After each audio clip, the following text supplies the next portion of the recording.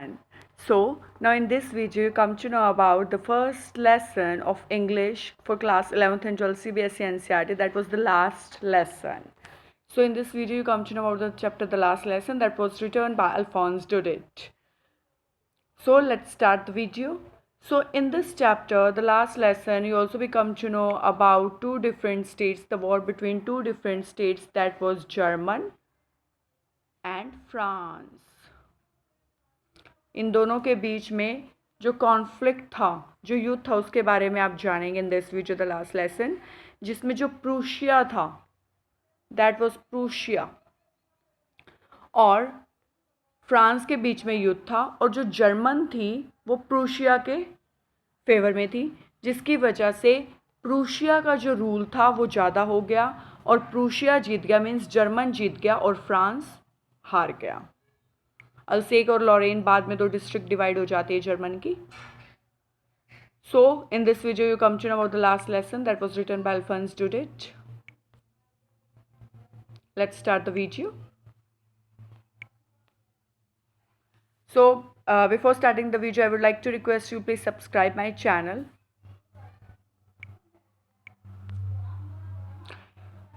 So story start होती है with the German and the France conflict. German और France में युद्ध हो रहा था and the time period was 1870 और 1871 के बीच में एक साल तक ये युद्ध चला जर्मन एंड फ्रांस के बीच में, और जो प्रूशिया थी वो जर्मन के फेवर में थी, या आप ये कह सकते हो कि प्रूशिया और फ्रांस में युद्ध लड़ा गया, और जो जर्मन थी वो प्रूशिया के फेवर में थी, जिसकी वजह से जो प्रूशिया था उसका पलड़ा भारी हो गया, like this type of tone you have to use, and German जीत गया और फ्रांस हार गया, जिसकी वजह से जो जर्मन था वो टू डिस्ट्रिक्ट्स में आगे डिवाइड हो जाता है, further Alsace and Lorraine. So you know about Alphonse Daudet? He was born in 1840 in France and died in 1897. Alphonse Daudet, called a French novelist and a short story writer, formerly a school teacher. He quit it to make a living as a journalist in Paris. He took to writing, his poems collected into a volume called Les Amoureuses. So Alphonse Daudet as a school teacher इन्होंने work किया था, but as a like journalist की post के लिए इन्होंने school teacher से resign कर दिया। So Alphonse Daudet is the writer of this chapter and he wrote the last lesson, and this type of picture also describes about the German and the France conflict, like Prussia and France conflict. So the story starts, तो यहाँ से story start होती है with a character France एक character होता है, he is the protagonist and the hero of this chapter, France, little France, and he is a student, वो एक स्टूडेंट है, वो स्कूल जाने के लिए लेट हो जाता है, he is not interested to in the studies, like उसे एक पार्टिसिपल चैप्टर लर्न करने के लिए दिया होता है। M Hamel is a school teacher who teachers France, and he उसे सिंगल पी भी नहीं आता पार्टिसिपल का, France doesn't know the single P of the participle. जो नरेटर है स्टोरी के वो फ्रांस है, और फ्रांस मॉर्निंग में स्कूल के लिए काफ़ी लेट हो जाते हैं, तो वो ये सोचते हैं कि शायद मैं आज स्कूल ना जाकर वंडरिंग हियर एंड देयर में अपना टाइम पास कर लूँगा, और जब स्कूल का टाइम ओवर हो जाएगा then I will come back at home. और मेरे जो टीचर हैं एम हैमल, उन्होंने मुझे एक चैप्टर लर्न करने के लिए दिया है जो है पार्टिसिपल्स, और मुझे पार्टिसिपल्स का सिंगल पी भी नहीं पता, I don't know anything about this, so I am square, तो मैं काफ़ी डरा हुआ हूँ कि मेरे जो टीचर है मुझे स्कोल्ड करेंगे। सो दिस इज़ ट्रू, अगर बच्चे होमवर्क नहीं करेंगे तो it's the responsibility of the teacher कि वो उन्हें स्कोल्ड करेंगे। सो व्हाट ही डिसाइडेड, वो क्या डिसाइड करते हैं, फ्रांस ये डिसाइड करता है कि मैं ना चला जाता हूँ, और कि जब स्कूल टाइम ओवर होगा then I will come back at home, और मुझे ना तो स्कूल जाना है और ना ही मुझे मैम हमल से मार खानी है, मुझे अपने टीचर से मार नहीं खानी, और मुझे पार्टिसिपल तो मैंने तैयार ही नहीं किया, और वो मुझसे आज पूछेंगे, एंड ही आफ्टर दैट उनके हाथ में जो स्टिक है वो तो मुझे लगेगी। तो वो क्या करते हैं, वो रास्ते में घूम रहे होते हैं और वो फिर भी स्कूल को मिस कर रहे होते हैं और इन्जॉय कर रहे होते हैं अपना वार्म और ब्राइट वेदर को, और उन्होंने स्कूल तो मिस कर ही दिया, ही डिस्क्राइब, उन्होंने सीन बताया एक बर्ड्स का, जो बर्ड्स चर्पिंग कर रहे होते हैं रास्ते में ट्रीज़ के ऊपर बैठ के।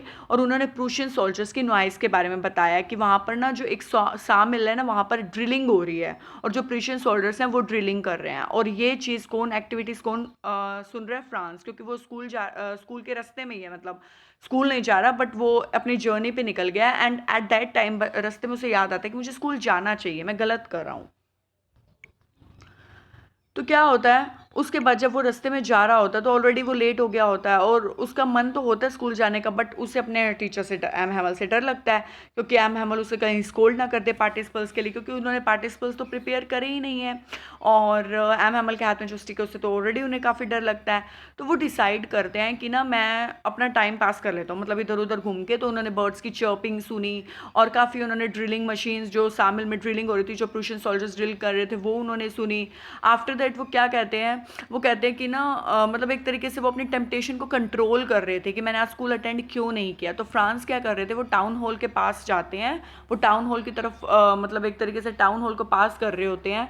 तो वहाँ पर ना एक नोटिस बोर्ड होता है और उस नोटिस बोर्ड पे ना बहुत ज़्यादा क्राउड लगा होता है। उस नोटिस बोर्ड को पढ़ने में ना फ्रांस बिल्कुल भी इंटरेस्टेड नहीं होते, क्योंकि उन्हें ये लगता है कि उस नोटिस पे तो या तो ये आएगा कि फ्रांस के लोग हार गए, या तो प्रूशिया जीत गया, जर्मन जीत गया है, और इस तरीके के नोटिस होंगे। देन ही डिसाइड्स कि I am not interested to read this type of cheap notice, क्योंकि हमेशा युद्ध के बारे में इसमें लिखा होता है। और उसमें मतलब, और जो जर्मन है वो टू डिवाइड में, उसकी जो थी पार्ट्स थे वो डिवाइड हो गए थे अल्सेक और लॉरेन में। और अल्सेक और लॉरेन में फ्रांस पहले तो पढ़ाई जाती थी, बट जब से जर्मन और प्रूशिया जीता और फ्रांस हार गया तो वहाँ पर फ्रांस भी पढ़ानी अब कल से बंद होने वाली है। तो फ्रांस का लास्ट लेसन है जो एम हैमल देंगे, जो फ्रांस को लास्ट में पता चलता है when he arrive at school. उसके बाद क्या होता है, उस बोर्ड पर ये न्यूज़ लिखी होती है कि जो मतलब काफ़ी बैड न्यूज़ होती हैं कि मतलब प्रूशिया जीत गया और फ्रांस हार गया, दिस टाइप ऑफ न्यूज़। और मतलब दैट वाज द कॉल्ड।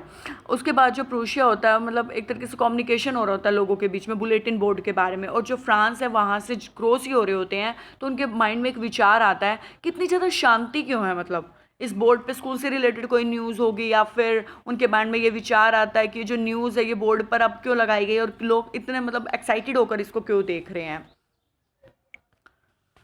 तो जो वो फ्रांस हैं वो अपने स्कूल के लिए निकल जाते हैं, उनके माइंड में पता नहीं क्या घूम रहा होता है। वो कहते हैं कि शायद मुझे स्कूल जाना चाहिए, मैं गलत कर रहा हूँ। Then he started to go to school. अब वो स्कूल के लिए चले ही गए होते हैं। तो रास्ते में ना उन ऑब्जर्व करते हैं कि अरे मतलब आज स्कूल में शांति कैसे है इतनी।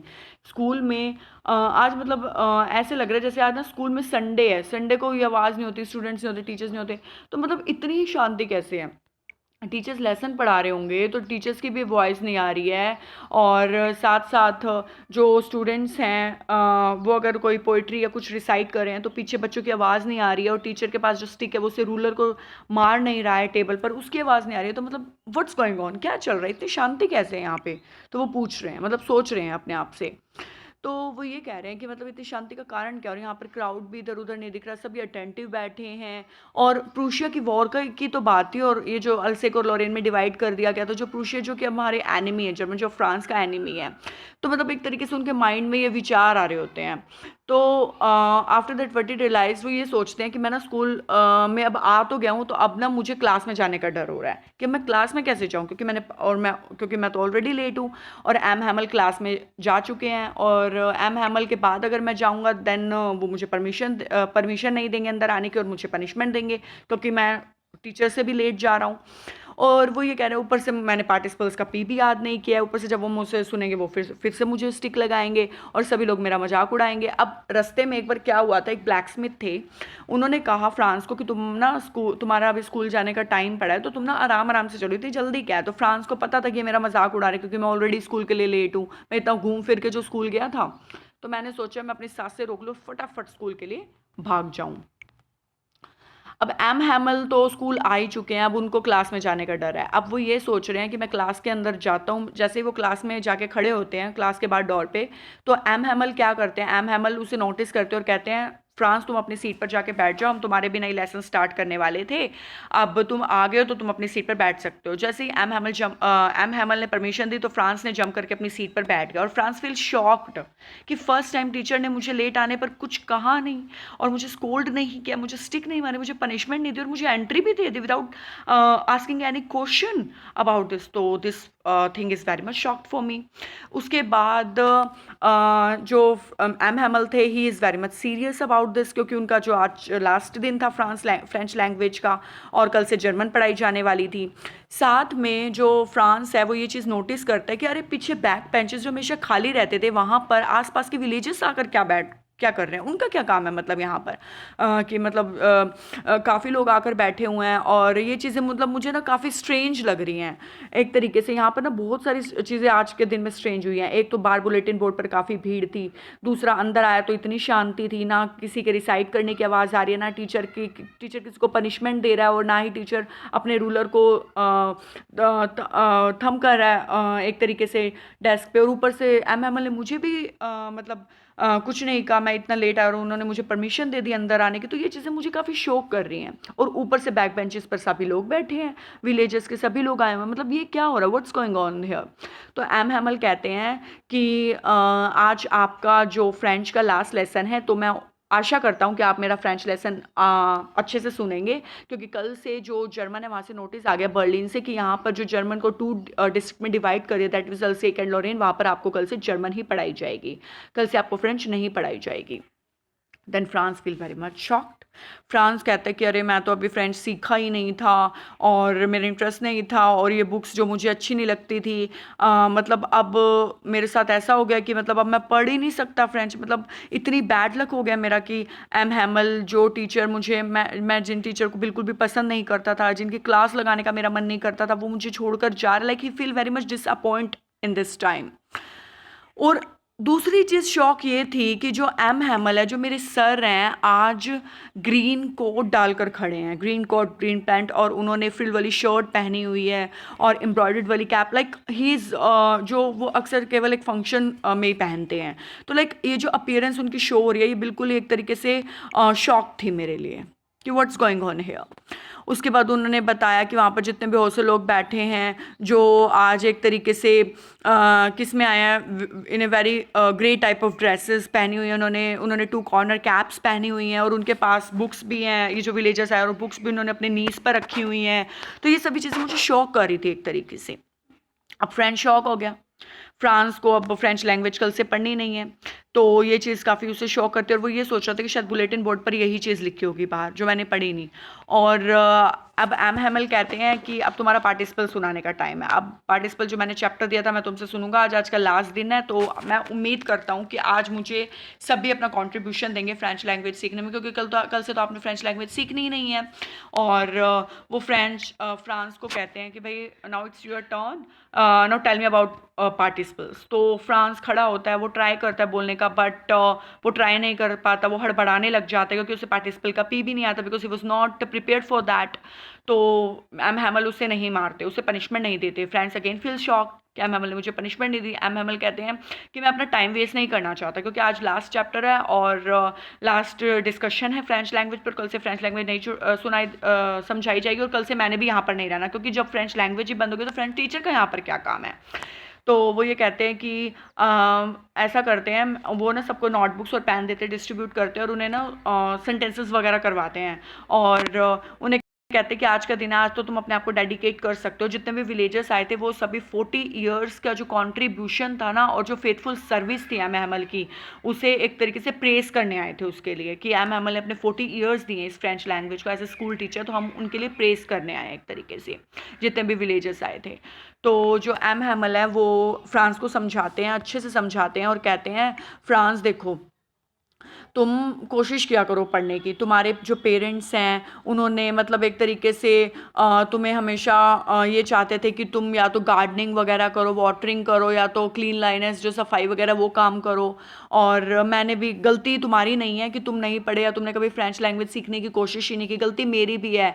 एम एम एल कह रहे हैं कि मैं तुम्हें हमेशा अपने गार्डन के पास भेज देता था, गार्डन में भेज देता था पानी के लिए, मैंने तुम्हें कभी सीरियस नहीं लिया और तुम्हें कभी सीरियस होने ही नहीं दिया फॉर योर स्टडीज़।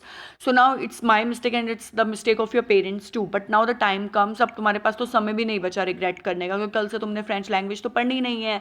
और पर मैं उम्मीद करता हूँ कि जो फ्रेंच लैंग्वेज है ना, that was called the mother tongue and the freedom language of your life, कि हर एक इंसान के लिए उसकी मदर टंग उसकी फ्रीडम लैंग्वेज के लिए काम करेगी, जो स्लेवरी है ना उसके लिए की का काम करेगी।